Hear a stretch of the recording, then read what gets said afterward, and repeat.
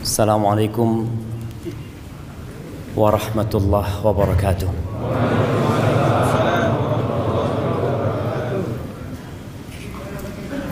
Alhamdulillah alladzi bi ni'matihi tatimmu shalihah.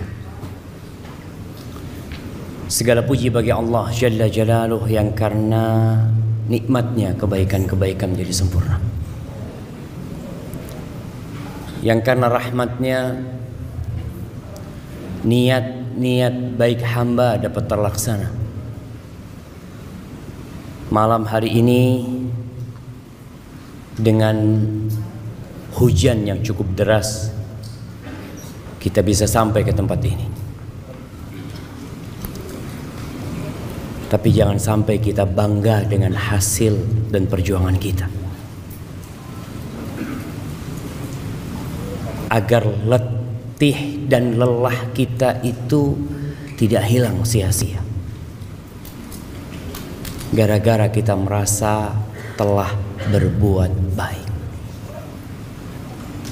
Allah yang berbuat baik kepada kita, Allah yang menggerakkan hati kita, menguatkan tubuh kita sehingga kita dapat melangkah ke tempat ini.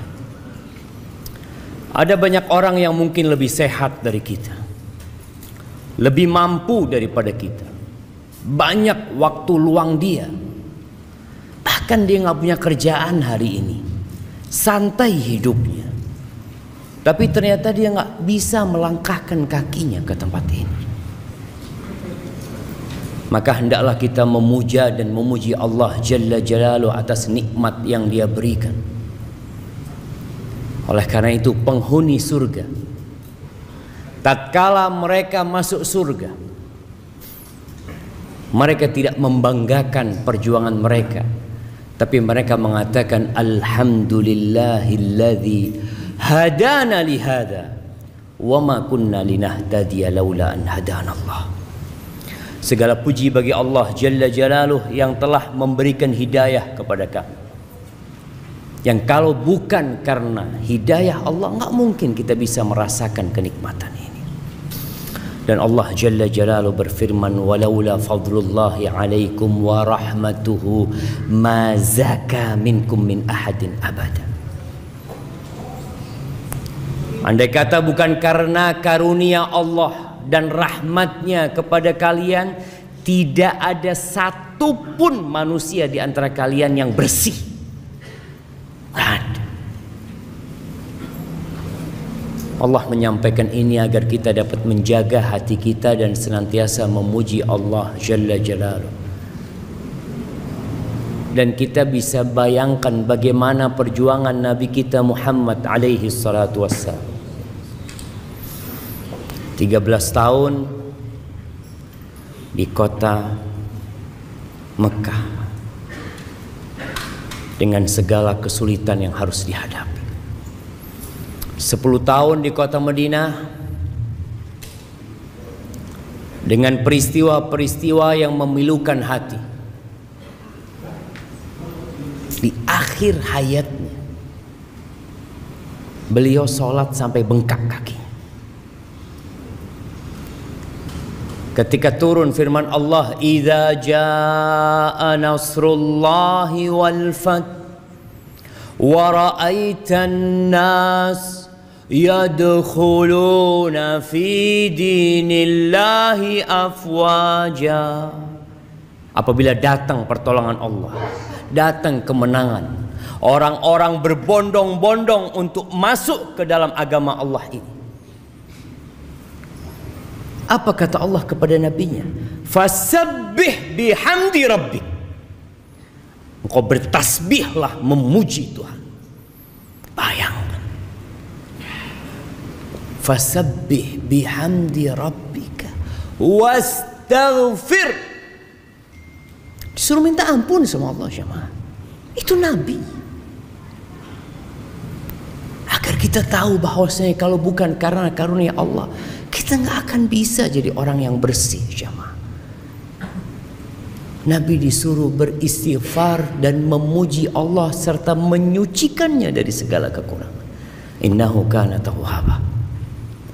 Maka semoga Allah membantu kita untuk senantiasa bersyukur kepada Allah, memuja dan memujinya. Allahumma salli wa sallim wa zid wa barik wa an'im ala abdika wa rasulika sayyidina wa maulana Muhammad wa ala alihi wa ashabihi ajma'in.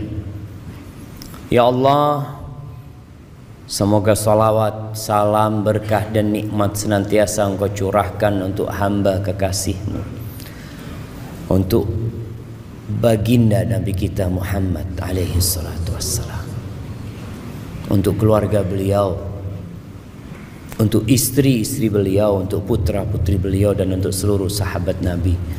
Semoga Allah meridai kita bersama mereka. Amma ba'd. Masya Allah, senang ana lihat masjid ini. Semoga Allah memberkahi masjid ini menjadi tempat sentral kegiatan dakwah. Jamaah rahimakumullah,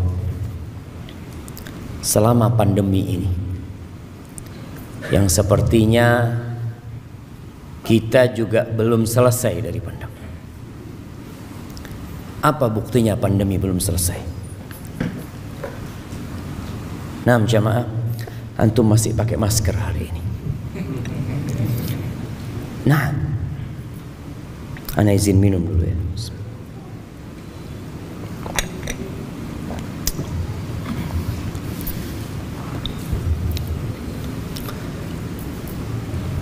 Selama pandemi,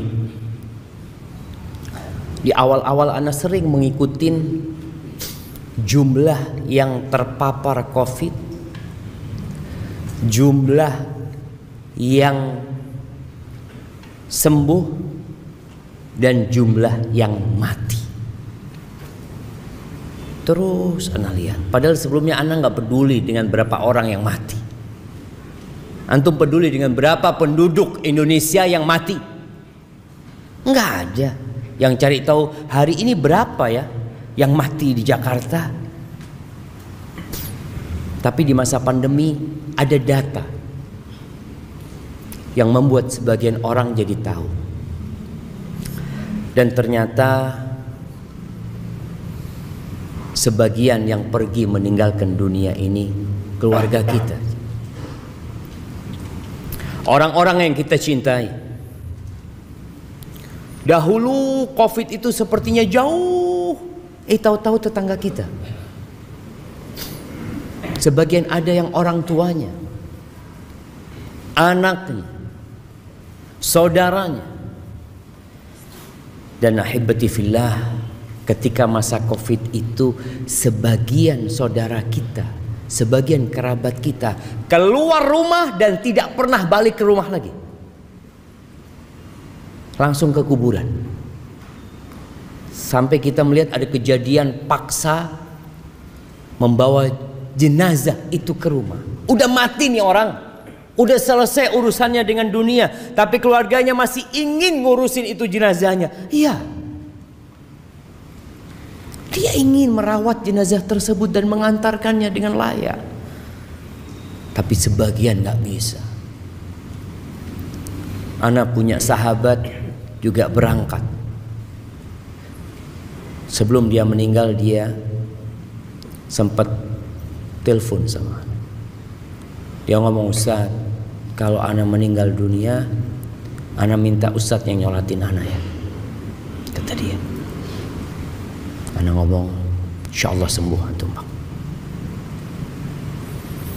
Ternyata betul dia berangkat. Dibawa jenazahnya pakai ambulan, nggak boleh turun dari ambulan. Kemudian kita mengantarkan jenazahnya, nggak boleh kita mendekat dari kuburannya. Allahu Akbar, ada apa syama? Ahibati fillah, ada juga berita-berita yang menyedihkan. Anak-anak bermain-main di sungai, tahu-tahu dia nggak pernah keluar lagi dari sungai itu. Ada yang naik motor dan tidak pernah balik ke rumahnya. Dan ada orang-orang yang sampai hari ini jasadnya pun tidak ditemukan. Gak tahu ada di mana. Tapi yang jelas ada kehidupan setelah kehidupan ini. Itulah yang akan kita bicarakan, tentang perjalanan setelah kita mati. Kita kemana jemaah? Yang kita dapat lihat dengan kasat mata, orang itu meninggalkan rumahnya. Dapat berapa lama, rumah itu ada tulisan. Apa tulisannya? Dijual. Iya, antum ngelihat. Rumah dijual. Kenapa? Udah mati orang. Udah jatuh kepada ahli waris. Dapat ya 4 bulan 10 hari, tahu-tahu ada undangan pernikahan. Siapa? Jandanya Fulan mau menikah. Fulan ini kemana? Benar-benar dilupakan jemaah. Hartanya dibagi, istrinya dinikahin sama orang. Dan sepertinya kita akan mengalami hal itu semuanya. Kalau kita mati kemudian selesai urusannya, selesai mati jadi bangkai, selesai sudah, maka kematian itu akan menjadi tempat peristirahatan, akan menjadi tempat orang itu santai. Selesai sudah urusannya dari beban dunia. Maka sebagian orang kepingin mati aku. Ketika dia sakit parah, dia berpikir ahsan mati. Bagaimana engkau tahu kematian itu lebih baik buat dirimu? Boleh jadi di tempat itu engkau lebih tersiksa. Maka Nabi SAW mengatakan, la yatamannayanna ahadukumul maut li dhurrin nazala bihi. Jangan ada yang berharap kematian gara-gara penyakit yang menimpanya. Karena kematian itu hadzimul ladzat, pemutus segala kelezatan. Antum ketika hidup masih bisa menambah 1 kalimat tasbih. 1 kalimat tasbih, subhanallah. Mungkin 2, subhanallah. Mungkin 3, subhanallah. Yang 1 tasbih itu bisa jadi lebih baik dari kota Jakarta. Wal baqiyatus salihatu khairun 'inda rabbika wa khairun amala. Itu lebih baik. Walau anna idza mitna turikna lakana al-mautu rahata kulli hayy. Ada seorang yang berpesan dalam bait-bait syairnya mengatakan, andai kata kalau kita mati itu kita dibiarin selesai udah, nggak diapa-apain, maka niscaya kematian itu adalah tempat istirahat buat setiap orang hidup. Walakinna idza mitna bu'itsna. Jadi masalah kita kalau mati, kita akan dibangkitkan kembali dan kita akan ditanyai tentang segala sesuatu. Segala sesuatu jemaah.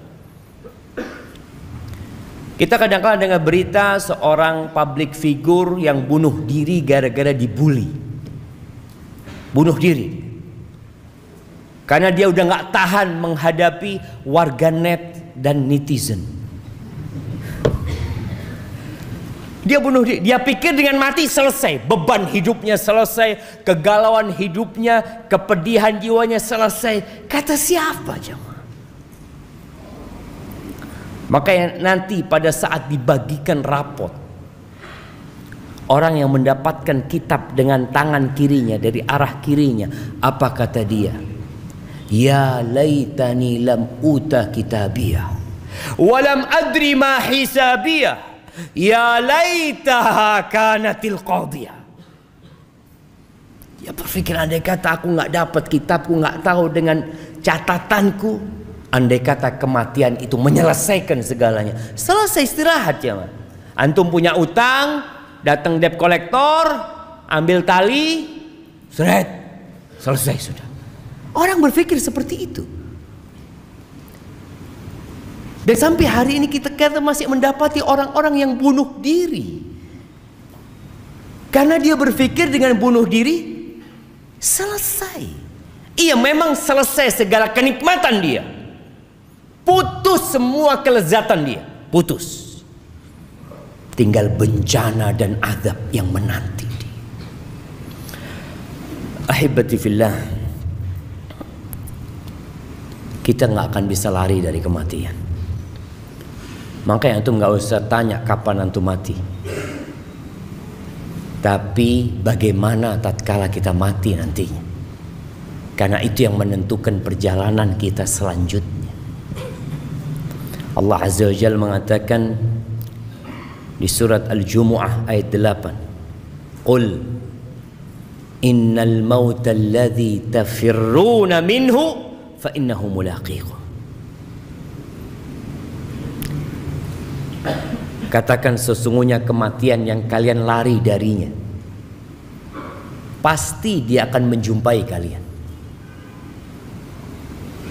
Jadi orang itu bukan dikejar sama malakul maut, tapi ditunggu jemaah.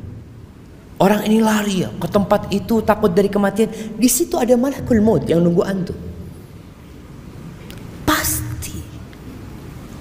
Thumma turadduna ila alimil ghaibi wasyahadah. Setelah itu kalian akan dikembalikan kepada alimul ghaibi wasyahadah. Nah, tadi imam baca surat apa? Yang ditanya yang jawab. Nggak cukup kalau ana mau kasih sama antum semua. Dengar-dengar suara apa tadi antum? Surat apa? Belum paham antum? Surat Al-Hasyr. Pertama, pertengahan, terakhir. Terakhir, Masya Allah. Ana kasih hadiah buat antum.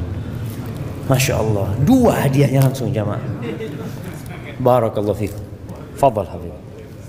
Betul, ini buat hadiah. Kok dilihat sama antum?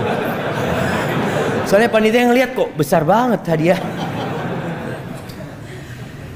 Nah, antum perlu baca tuh akhir surat Al-Hasyr. Antum perlu baca Al-Quran semuanya. Tapi ada ayat-ayat yang mengenalkan kita tentang Tuhan kita, yang kita nggak pernah berhenti memanggil namanya,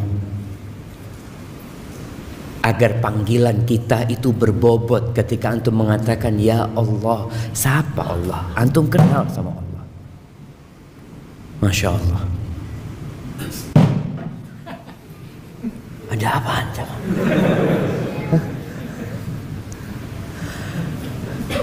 Alimul ghaib wasyahadah. Huwallahu alladzi la ilaha illahu alimul ghaib wasyahadah huwar rahmanur rahim. Allah itu tahu dengan yang gaib dan tahu dengan yang nyata.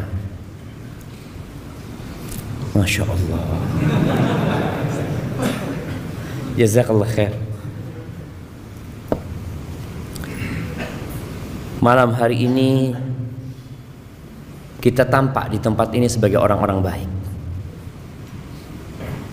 tapi Allah tahu siapa kita yang sebenarnya. Kita bakal mendapatkan balasan dari setiap yang kita kerjakan. Kata Allah, fayunabbi'ukum bima kuntum ta'malun. Kelak Allah akan memberitahu kalian dengan apa yang kalian kerjakan. Ahibati fillah,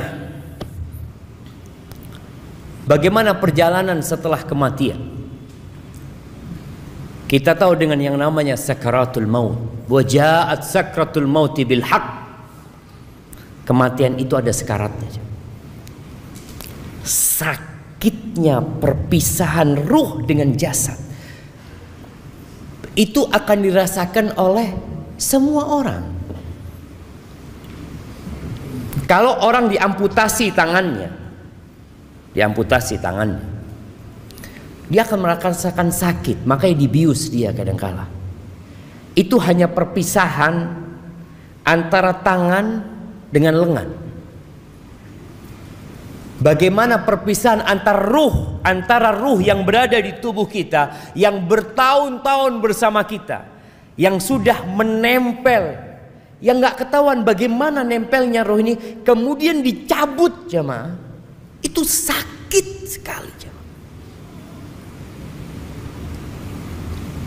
Sampai Nabi SAW, beliau adalah manusia yang paling dicintai Allah, mengatakan ketika beliau sakit parah sampai pingsan, bangun lagi, pingsan lagi, beliau mengatakan, ala inna lil mauti la sakarat. Kematian itu ada sekaratnya, karena memang berpisah ruh itu dari jasad jamaah. Kalau Nabi merasakan begitu pedihnya, karena memang Allah melipatkan pahala buat nabinya, menyediakan pahala yang begitu besar untuk nabinya, bagaimana dengan kita jemaah?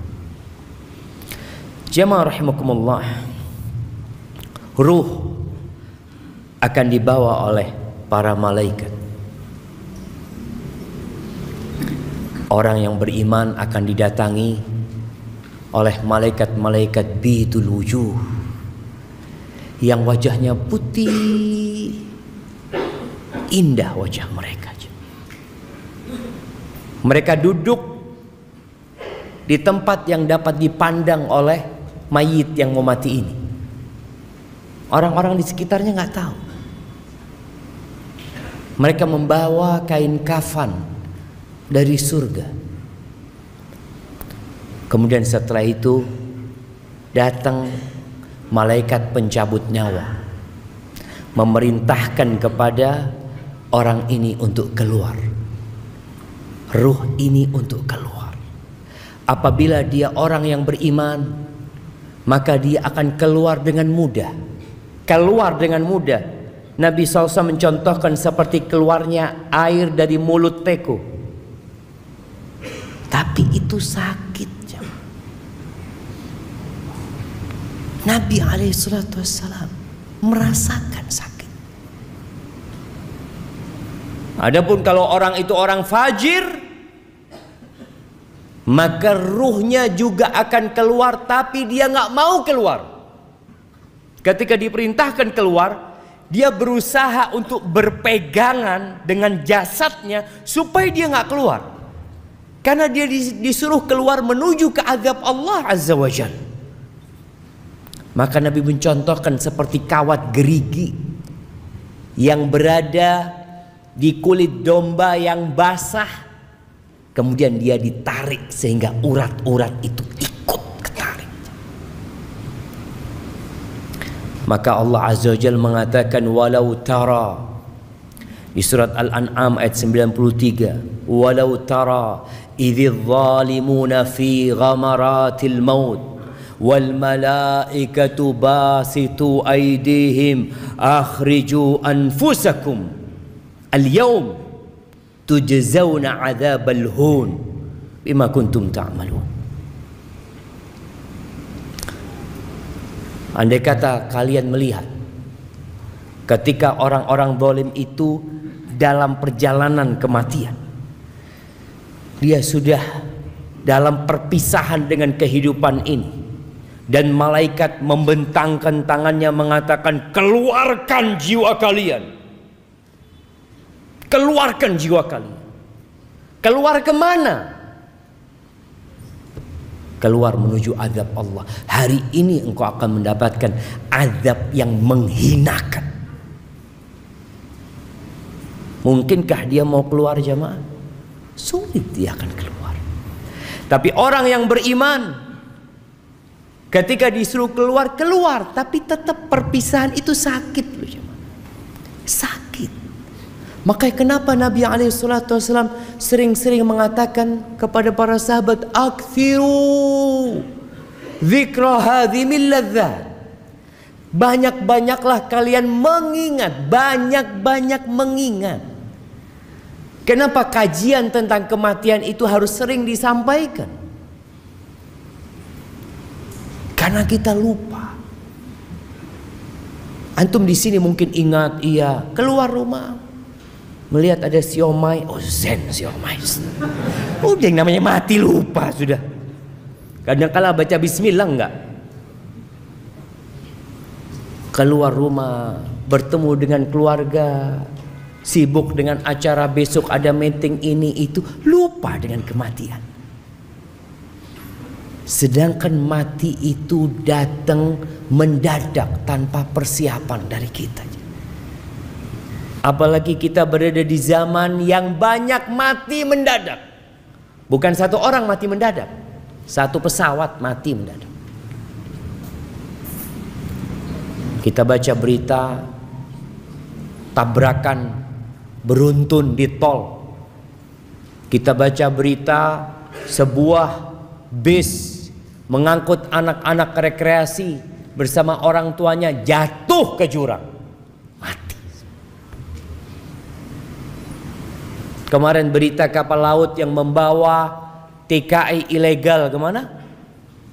Ke Malaysia. Antum bisa bayangin orang-orang yang naik itu. Mereka berpikir, saya mau kerja, insya Allah setahun bayar utang, setahun beli mobil, setahun dia sudah mikir karena dia tahu dengan gaji tiap bulan, ternyata dia nggak pernah muncul dari lautan itu.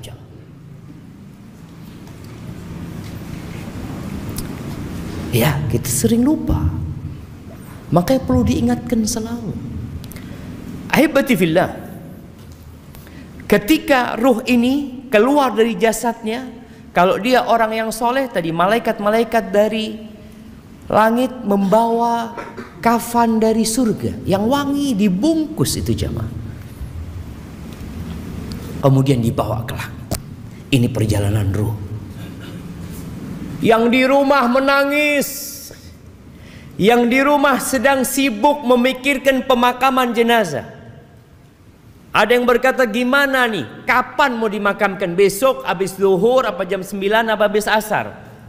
Oh, ada anaknya yang ditunggu dari Padang, besok pagi akan terbang. Nih keluarga nggak mikirin ruhnya kemana nih. Yang dipikirkan sama keluarga apanya? Jasadnya. Jasad ini akan kembali ke tanah. Kemudian malaikat membawa ruh itu menuju ke langit. Ini buat orang yang soleh. Hatta yantahu biha ila sama'id dunya, ke langit yang terendah. Fayastaftihuna lahu. Kemudian mereka minta dibukakan izin untuk masuk. Fayuftah lahu, dibukakan. Fayushayyi'uhu min kulli sama'in muqarribuha. Malaikat itu mengangkat ruh itu naik ke langit yang selanjutnya. Jadi dari setiap langit itu, malaikat-malaikat yang dekat itu mengantarkannya terus sampai ke langit yang ketujuh. Mereka mengatakan, ini siapa ini gitu loh, kok wangi orangnya. Disebutkan dengan namanya yang paling indah yang disebutkan di bumi. Ada orang-orang yang amalannya tiap hari diangkat jamaah. Diangkat terus amalan ini ke atas sana. Tapi ada orang yang gak pernah diangkat amalan kebajikannya, dosa yang terus diangkat. Ketika sampai ke langit ketujuh, fayaqulullah azza wa jal, Allah berfirman, uktubu kitab abdi fi illiyin. Catatan hambaku ini dalam illiyin, dalam catatan yang milik orang-orang soleh di tempat yang tinggi dan indah. Wa aiduhu ilal ard, kembalikan dia ke bumi. Setelah dari atas, jalan ke atas, dibalikin ke bumi. Fa inni minha khalaqtuhum wa fiha u'iduhum wa minha ukhrijuhum taratan ukhra. Allah mengatakan, sesungguhnya aku dari tanah menciptakan mereka, dan kepada tanah aku akan kembalikan, dan akan dikeluarkan dari tanah pula kelak pada hari kiamat. Maka akhirnya ruh itu dikembalikan ke jasadnya, kalau ada jasadnya. Karena kadang-kala orang tanya, Ustaz, gimana kalau orang itu dimakan sama ikan hiu? Yang makan ikan hiunya 17. Belum lagi nanti ikan yang kecil-kecil makan. Allah ala kulli syai'in qadir. Kalau kita bicara kekuasaan kita, kemampuan kita, ya kita akan bingung jemaah. Tapi kalau kita kenal sama Allah Azza wa Jal, innama amruhu idza arada syai'an ay yaqula lahu kun fayakun. Maka tatkala itu dimasukkan kembali ke jasadnya, mulai dia akan melewatin proses fitnah, ujian. Ini ujian terakhir manusia ketika dia dikuburnya. Kenapa setiap sholat kita dianjurkan berdoa di akhir tasyahud kita, Allahumma inni a'udzubika min adzabil qabr wa min adzabi jahannam wa min fitnatil mahya wal mamat. Fitnah kehidupan dan kematian. Ini fitnah kematian yang akan dirasakan oleh setiap jiwa nanti. Dia didudukkan oleh malaikat, ditanya tentang 3 pertanyaan. Adapun kalau orang kafir yang mati atau orang fajir, maka sama, ruhnya akan diangkat. Nabi SAW menyebutkan, fayas'aduna biha fala yamurruna biha ala mala'in minal malaika. Dibawa tuh ke atas, tidak pernah mereka melewatin malaikat kecuali malaikat akan mengatakan, ma hadzal ruhul khabith. Ruhnya siapa? Ruh yang busuk ini siapa? Nggak kenal tuh malaikat-malaikat. Fayaquluna fulan bin fulan. Disebutkan nama itu. Ya bukan, mudah-mudahan bukan nama kita yang disebutkan, jangan. Artinya disebutkan nama orang ini, orang yang jahat ini, bi akbahi asma'ihi allati kana yusamma biha fid dunya, dengan nama yang paling buruk yang dinamakan dia di dunia. Kita tahu kalau yang namanya penjahat itu punya banyak nama alias, apa namanya? Inisial. Alias fulan, kan banyak namanya. Padahal nama sebenarnya bagus. Umpamanya namanya dia siapa? Sirajuddin namanya. Tapi karena dia penjahat, dia nggak pakai nama itu, disebutkan alias fulan. Dia akan dipanggil dengan nama yang paling buruk yang dipanggil di dunia. Kemudian hatta yuntaha bihi ila sama'id dunya, sampai ke langit dunia, minta dibukakan, fala yuftahu lahu, nggak dibukakan buat ruh ini. Thumma qara'a Rasulullah SAW, la tufattahu lahum abwabus sama, nggak akan pernah dibukakan buat mereka pintu-pintu langit. Wala yadkhulunal jannah, dan tidak akan pernah masuk surga tuh orang kafir. Masih ada orang-orang yang mengatakan mungkin di surga itu ada orang non muslim, ada orang kafir, fulan. Mungkin. Iya, orang Islam ada yang mengatakan itu. Kita katakan nggak ada orang kafir di surga. Emangnya ustadz yang punya kunci surga? Emangnya antum juga punya kunci surga, bisa masukkan terserah antum? Antum bisa memasukkan semau antum. Anda mau masukkan fulan. Yang punya surga itu Allah Azza wa Jal. Dan Allah katakan, wala yadkhulunal jannah. Mereka tidak akan pernah masuk surga, nggak bakalan masuk surga sampai onta itu masuk di semil khiyat, di lubangnya jarum. Nggak bakalan. Andai kata mereka datang dengan sepenuh bumi ini emas, emas jemaah, mereka ingin menebus diri mereka. Innal ladzina kafaru wa matu wa hum kuffar falan yuqbala min ahadihim mil'ul ardi dhahaban. Itu orang-orang kafir yang mati dalam kondisi kafir. Yang mati loh jemaah. Kalau yang masih hidup kita doakan semoga dapat hidayah, semoga dia mendapatkan petunjuk. Tapi yang mati dalam kondisi kafir, kata Allah Azza wa Jalla, tidak akan diterima dari mereka sepenuh bumi ini emas. Ana pernah sodakoh ketika hidup segunung Semeru emas, nggak diterima.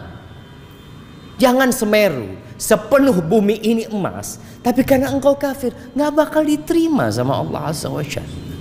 Nggak akan dapat menebus dirinya. Sedangkan orang-orang beriman, apa kata Nabi SAW? Ittaqun nar walau bisyiqqi tamrah. Selamatkan diri kalian dari api neraka walaupun dengan setengah butir kurma. Jangan bicara sepenuh bumi ini emas, setengah butir kurma itu dapat menyelamatkan kita dari api neraka, asalkan beriman. Emangnya permintaan Allah berat ya ma? Allah hanya minta qul la ilaha illallah. Allah minta itu.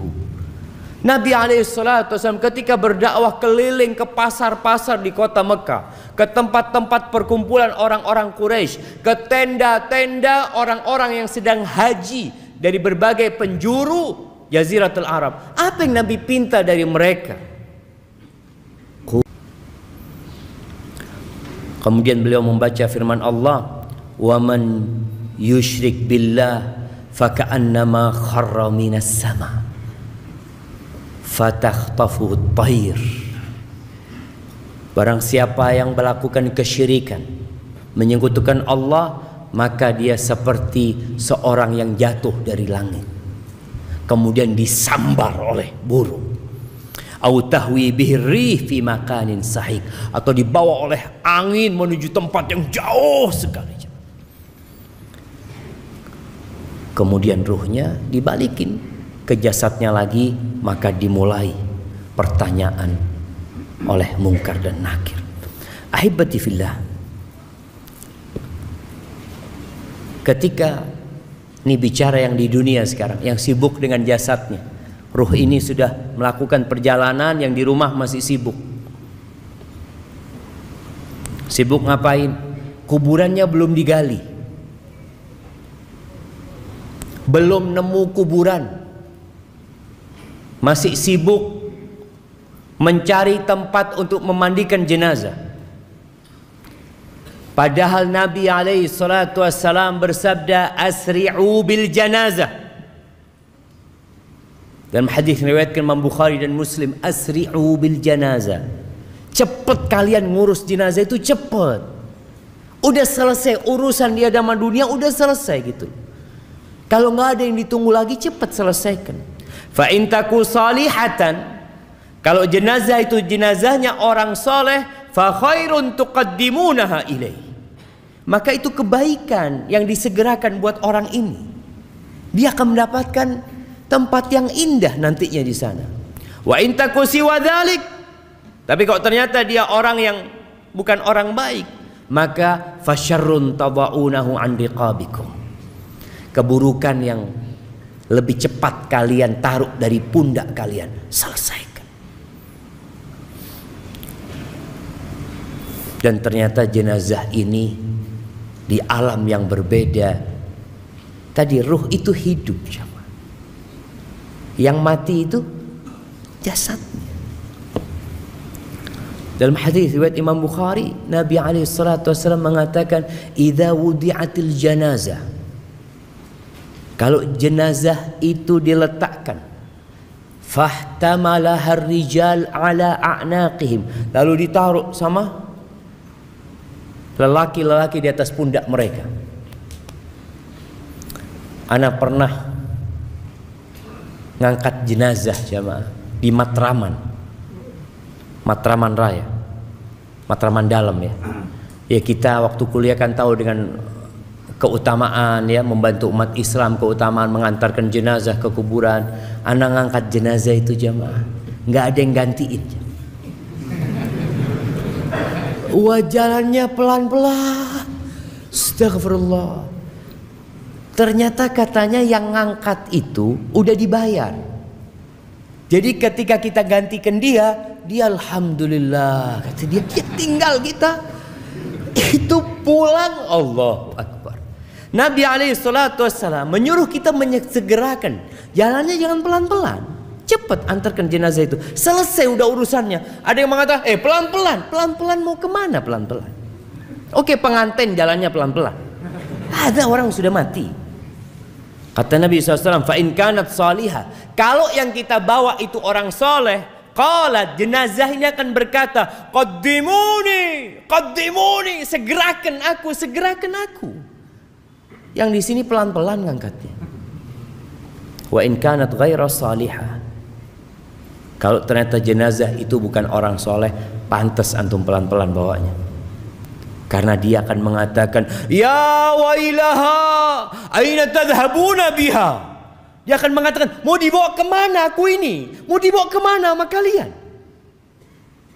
Karena ketika dicabut nyawanya, dia sudah diancam sama malaikat untuk menuju kepada azab Allah Azza wa Jalla. Sehingga tatkala dibawa, dia tahu bentar lagi akan digabungkan dengan ruhnya, dia akan merasakan azab. Yasma'u sautaha kullu syai' illa al-insan. Mendengar suaranya segala sesuatu kecuali manusia. Walau sami'al insan la sa'iq. Kata Nabi SAW, kalau manusia mendengarkan pasti dia akan pingsan mendengarkan teriakan ruh. Ahibati fillah, udah ditaruh di kuburan. Kita lihat bagaimana anak yang soleh mensegerakan berangkatnya jenazah ayahnya. Ketika sampai kalau ditanya, ayo siapa yang mau turun? Ayo anaknya fulan turun. 3 orang turun. Diangkat tuh jenazah, ditaruh, kemudian dihadapkan ke kiblat. Lalu dikasih kayu, dikasih bambu atau apa, kemudian mulai tanah itu diambil untuk diuruk ini kuburan. Ada yang mengatakan anaknya tolong diinjak-injak, kuburan bapaknya suruh injak-injaknya. Nah, selesai urusan ayah, selesai dikuburkan. Nabi biasanya alaihi salatu wassalam berdiri mengatakan kepada para sahabatnya, istaghfiru li akhikum wasalullaha lahu tathbit fa innahu al-an yus'al. Mohonkan kepada Allah ampunan dan mohonkan kepada Allah supaya dikasih keteguhan dia sedang ditanya. Ahibati fillah, keluarganya akan pulang. Anaknya nangis berapa lama? Setengah jam? Bentar. Anak beberapa kali ngantarkan jenazah, tahu-tahu anaknya udah pulang duluan. Kenapa? Udah capek Ustaz, dari tadi malam gak tidur. Antum gak mikir ayahmu lagi ngapain di sana? Aduh, kan urusan ayah sendiri Ustaz. Wallahi sahih jamaah. Orang-orang akan meninggalkan kita. Kata Nabi SAW, ketika dia masuk di dalam kubur ini, ditinggal sama keluarganya. Di hadis Bara' bin Azib tadi, lanjutan hadis Bara' bin Azib yang diriwayatkan Imam Tirmidzi, fayatihi malakan, akan datang kepada orang ini 2 malaikat, syadidal intihar, yang keras galak malaikat ini. Dalam riwayat lain dikatakan azraqani aswadan, rupa malaikat ini blue black. Tahu blue black? Apa bahasa Indonesianya? Biru hitam. Ada orang hitam sampai biru ya. Antum ini hitam apa biru gitu ya. Ini malaikat, Nabi nyebutkan. Memang digambarkan malaikat itu makhluk yang menakutkan ketika itu untuk menyidang orang ini. Maka dikatakan fitnah, jamaah. Fitnah. Kenapa kita terus berdoa memohon kepada Allah, ya muqallibal qulub tsabbit qalbi ala dinik? Kenapa Nabi di atas kuburan tadi menyebutkan wasallallahu lahu tatsbit, mohonkan kepada Allah keteguhan? Karena berat sekali fitnah di sana. Wa yujlisani, disuruh duduk orang ini. Gimana antum didudukkan sama makhluk yang menakutkan gitu ya? Fayaqulani lahu man rabbuk, ma dinuk, man nabiyuk. Maka akan ditanya 3 pertanyaan. Oh, pertanyaan itu gampang, Ustaz. Ahibati fillah, antum pernah melihat orang yang dibawa sama polisi dari rumahnya, kemudian ditutupi kepalanya, kemudian dinaikkan ke mobil, ditaruh di tempat yang gelap kulita, kemudian mulai diinterogasi orang ini. Siapa namamu? Apa? Nama? Tanya nama saya. Dia akan kebingungan. Ditanya sama polisi ini, dari mana engkau? Ini itu. Dia bingung, ada apa ini? Dia mau jawab, kadang-kadang lupa dengan jawaban-jawaban yang sebenarnya dia tahu, jemaah. Masya Allah. Kita azan dulu. Nah, kita lanjut. Nah, jemaah, kita lanjutkan dulu. Karena kalau kita mau sholat sekarang, kayaknya ada banyak yang harus terusir dari dalam sini. Nanti waktu sholat yang sebagian mungkin harus keluar ya. Yang tadi sholat di dalam tetap di dalam. Yang tadi sholat di luar keluar. Masa Ustaz? Astagfirullah. Baik, ahibati fillah. 3 pertanyaan tadi tidak dijawab dengan hafalan. Kalau bicara hafalan, sunok hogron hafal Quran. Ada orang-orang munafikun hafal Quran, tapi menjawab pertanyaan itu dengan keyakinan. Makanya kalau orang itu adalah orang yang beriman, bukan orang yang pura-pura beriman, bukan yang imannya karena ikut-ikutan, tapi imannya khalisan lillah, maka dia akan menjawab mengatakan Rabbi Allah wa dinil Islam wa Nabi Muhammad sallallahu alaihi wasallam. Kemudian akan ada yang menyeru dari langit mengatakan an sadaqa abdi, benar, benar.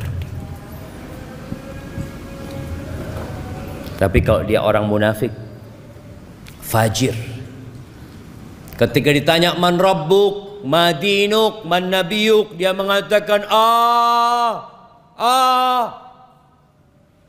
sami'tun nas yaqulun faqultu.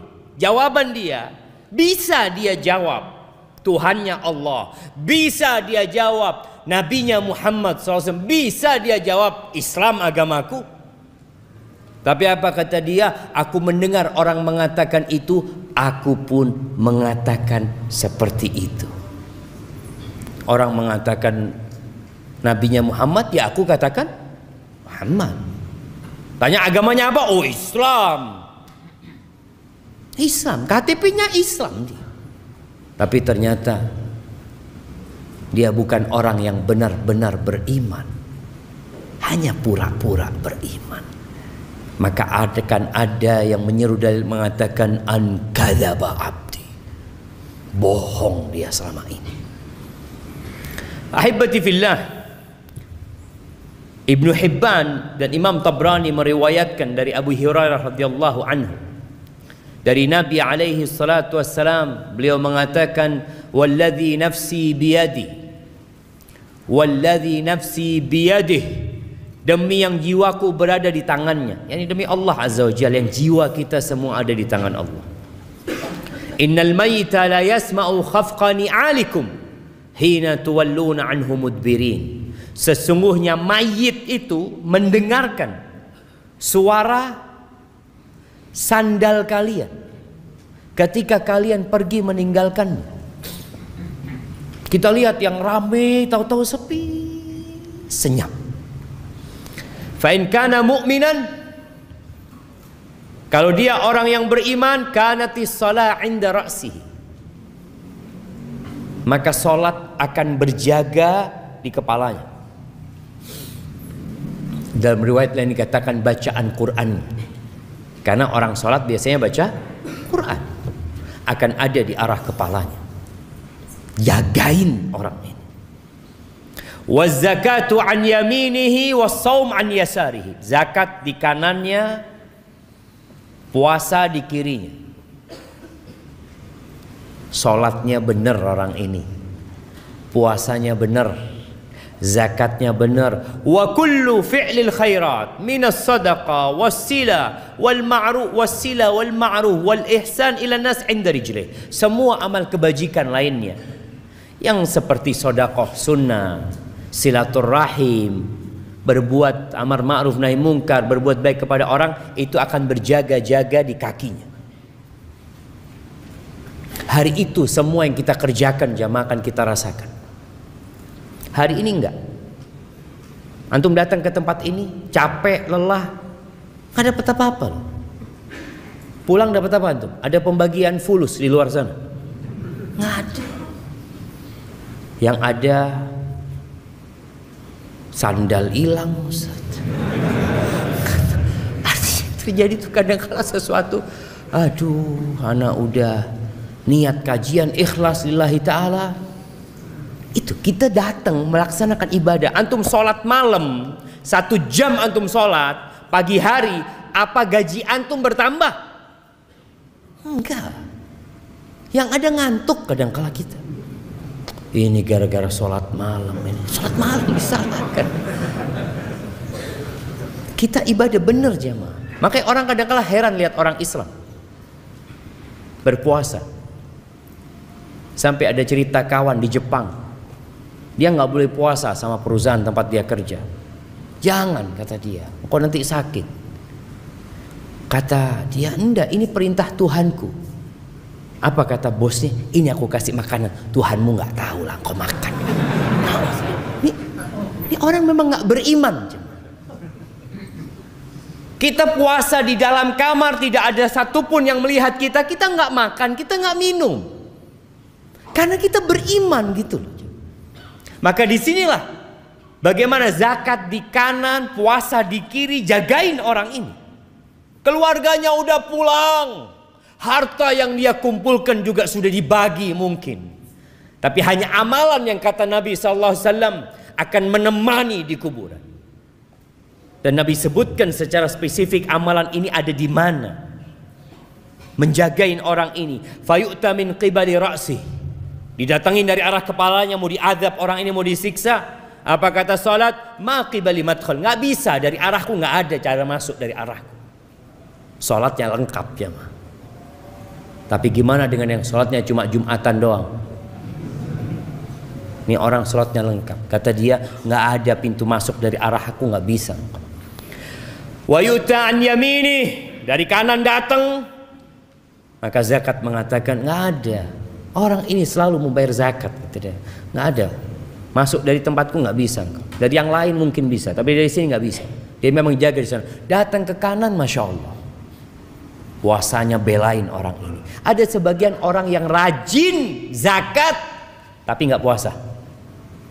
Kita juga melihat ada orang yang puasa Ramadan tapi nggak sholat. Kalau waktu berbuka, masya Allah, buka bersama kita, insya Allah. Waktu sholat maghrib, aduh, anak pulang duluan. Ada orang nggak sholat ya, man. Maka engkau akan lihat dari mana engkau akan disiksa. Kemudian datang dari arah kirinya, arah kakinya, semua amal soleh. perbuatan baik kepada manusia akan mengatakan ma qibali madkhal, nggak ada tempat masuk dari tempatku. Fayuqalahu ijlis, dia katakan duduk engkau sekarang. Udah, malaikat ini nggak bisa nyiksa orang ini. Lalu diperintahkan untuk duduk. Fayajlis, duduk. Ini di alam barzakh. Yang tadi kita bicarakan keluarganya ini mungkin anaknya sudah tidur, istrinya udah capek semua. Nih orang belum selesai urusan. Kemudian orang ini duduk. Qad muthilat lahu syamsu qabl danat lil ghurub. Digambarkan kepada orang ini di alam sana ada matahari yang sedang mau tenggelam. Apa kata Nabi SAW? Orang ini tanya lagi, akhbirna amma nas'aluk. Kita mau tanya sama engkau jawab pertanyaan kami. Apa kata orang ini? Da'ni hatta usalli. Tunggu dulu, aku mau sholat dulu, kata dia. Karena dia orang yang rajin sholat. Ketika lihat matahari mau tenggelam, dia tahu belum sholat, dia kata dia. Biarkan aku mau sholat dulu, mau sholat asar mungkin dia. Pikiran dia, ini orang kalau sudah cinta dengan sholat, dia tidak akan pernah berpikir meninggalkan sholat. Fayuqal innaka sataf'al, engkau akan sholat bentar lagi kata malaikat ini, tapi jawab dulu pertanyaan kami. Lalu orang ini mengatakan, wa amma tas'alunani, apa yang kalian hendak tanyakan? Pertanyaan yang pertama disebutkan dalam hadis ini, ara'aita hadzal rajul alladzi kana fikum, apa pendapatmu tentang orang ini? Apa kesaksianmu atas dia? Lalu orang ini tanya, siapa? Muhammad. Muhammad maksud. Dia langsung tahu siapa yang dimaksud sallallahu alaihi wasallam. Fayaqalu na'am, iya betul tentang Muhammad. Asyhadu annahu Rasulullah sallallahu alaihi wasallam. Tadi kita dengar azan. Kenapa kita dianjurkan untuk menjawab azan itu? Supaya yang bersaksi bukan hanya muadzinnya, antum juga bersaksi. Maka Nabi SAW mengajarkan agar kita tatkala mendengar muadzin mengatakan asyhadu anna Muhammad Rasulullah wa ana asyhad, dan aku juga bersaksi bahwa Muhammad adalah Rasulullah. Jangan dibiarkan lewat itu kesaksian jemaah. Wa annahu ja'ana bil bayyinat min indillah, dia datang membawa kebenaran dari sisi Allah. Fasaddaqna, maka kami percaya dengan dia, yakin sama dia. Fayuqalu lahu ala dzalika hayyid, di atas itu engkau hidup dan di atas itu engkau mati. Wa alaihi tub'atsu insyaallah, dan engkau akan dibangkitkan di atas kalimat itu juga, kesaksian itu. Adapun kalau orang-orang munafik tadi kita sudah sebutkan bagaimana dia menjawab. Malaikat akan mengatakan kepada la darait wala talaut, engkau enggak tahu, engkau enggak belajar, engkau enggak baca, hidup hanya ikut-ikutan saja. Maka akan ada yang menyeru dari langit mengatakan hambaku ini telah berdusta. Ahibati fillah, selesai pertanyaan, Allah Azza wa Jalla memberikan sebuah karunia kepada orang yang soleh ini. Apa? Ada yang menyeru dari langit mengatakan hambaku telah jujur benar, fa'afrishuhu minal jannah, kasih dia permadani dari surga. Kadangkala ada kuburan yang kita lihat becek. Musim hujan ini sampai pakai pompa air ngeluarkan air. Kadangkala kering dikit langsung dimasukkan itu jenazah, udah selesai sudah. Tapi kalau dia orang soleh, setelah pertanyaan selesai, hamparkan bagi dia permadani dari surga. Wa albisuhu minal jannah, berikan pakaian dari surga. Waftahu lahu baban ilal jannah, bukakan bagi dia pintu ke surga. Maka dibukakan di kuburnya itu, dibukakan pintu sehingga datang aroma surga, wanginya surga, dan kuburnya kata Nabi SAW, wa yufsahu lahu fi qabrihi madda basarih, Kuburnya diluaskan sepanjang dia memandang. Karena apa? Karena kuburannya ada di kuburan yang mahal di Jakarta? Sandiaga. Sandiaga. Sandiago Hill.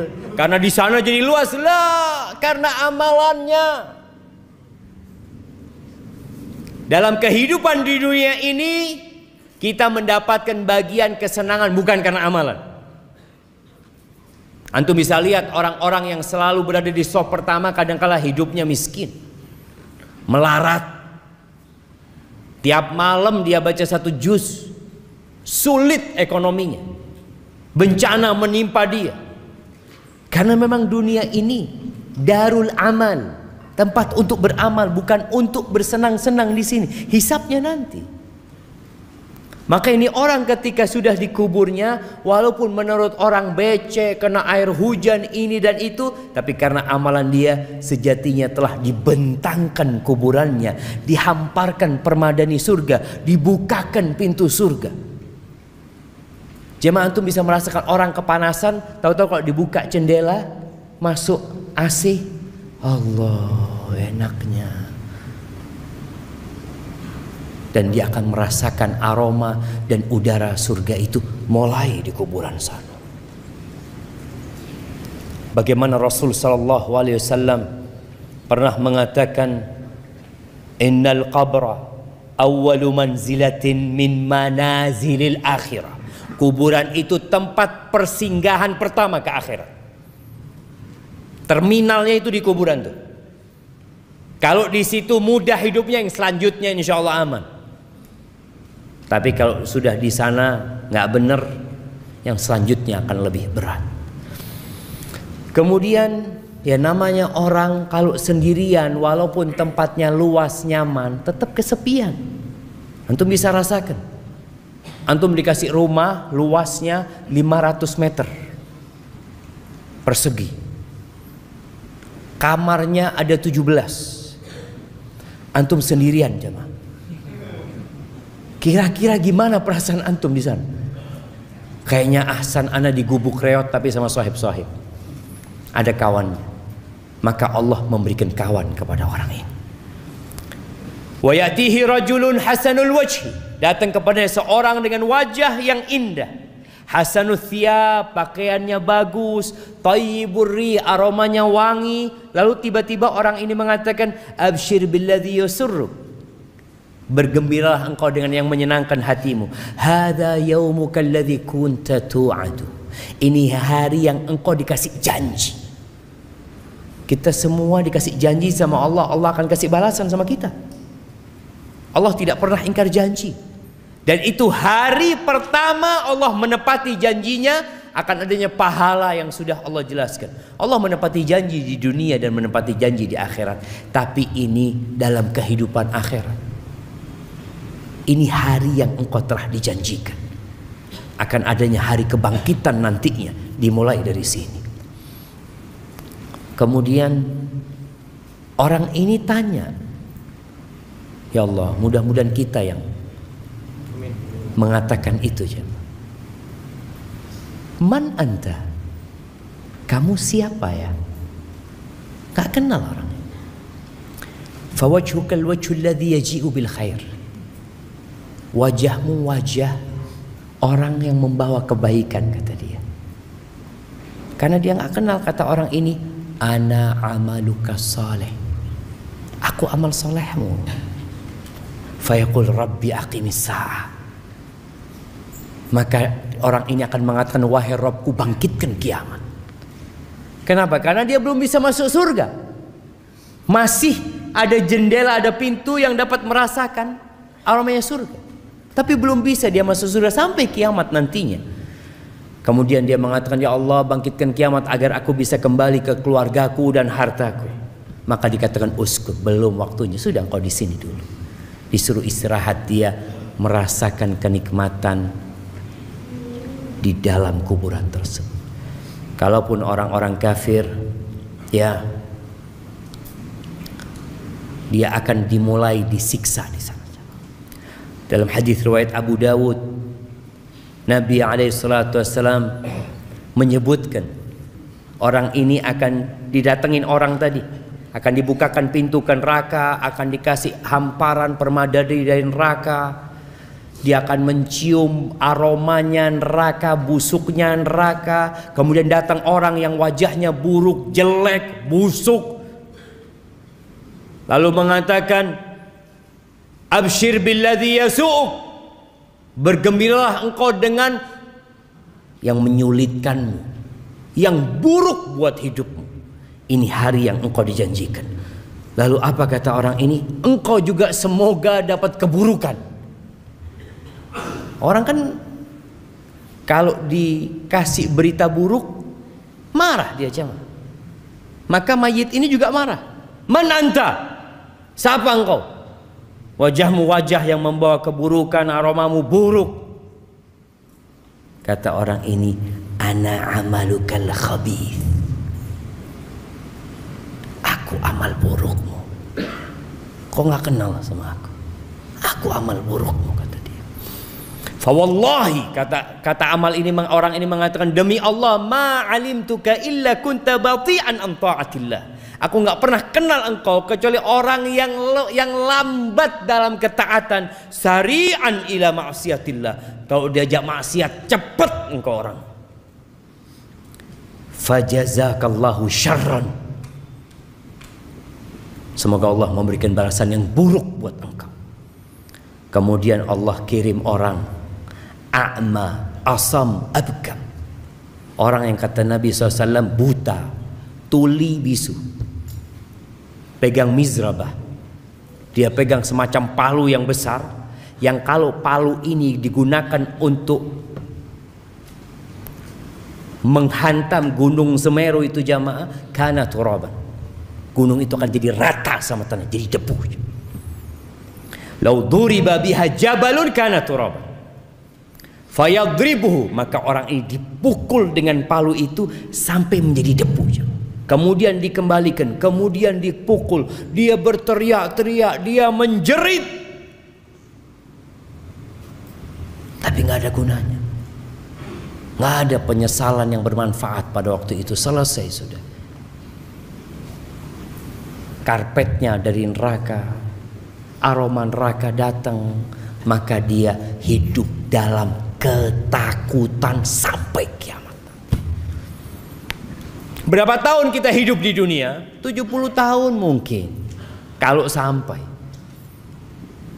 Maka ahibati fillah, jangan sibuk dengan perjalanan hidup di dunia, lupa dengan perjalanan hidup setelah kematian yang akan lebih lama dan lebih panjang hidup kita di sana. Nabi kita Muhammad alaihi salatu wassalam, berapa lama hidup di rumah yang hanya 5 kali 5? Berapa lama beliau hidup di rumah itu? Di kota Madinah beliau hidup 10 tahun di tempat itu. Di Mekah penuh dengan gangguan, hidup selama 53 tahun Nabi SAW. Hanya 63 tahun di muka bumi ini.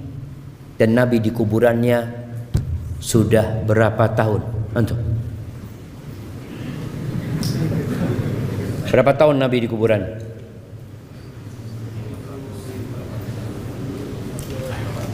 Seribu 340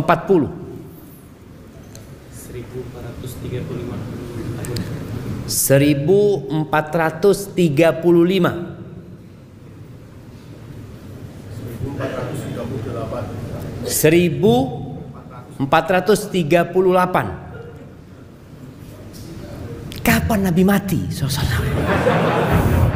Ngitungnya itu dari tanggal Nabi meninggal dunia. Nah, 1380. Ya, hampir benar. Belum benar. 1433. Sekarang tahun berapa? Tahun berapa? Sekarang 1443.